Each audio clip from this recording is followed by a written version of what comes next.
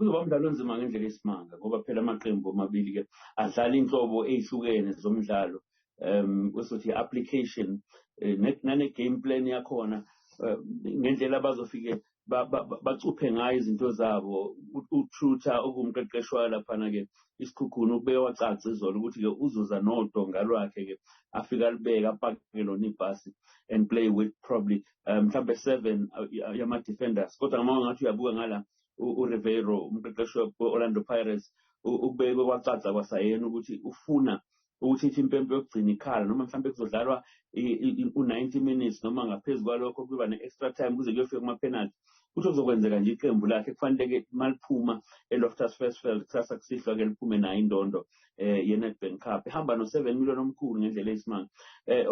okuzoba yikhona-ke lapho ukuthi iqembu belingathi-ke liyizimpivility kulokhu-ke yilona iqembu le-Orlando Pirates kodwa-ke umuntu owaziyo ngokwebhola uzobuza ukuthi liyizimpivility kanjani ngoba phela Isikhukhune sabashaya emdlalweni wokuqala weligi ngowesibili-ke safike sathola idraw ka-1-1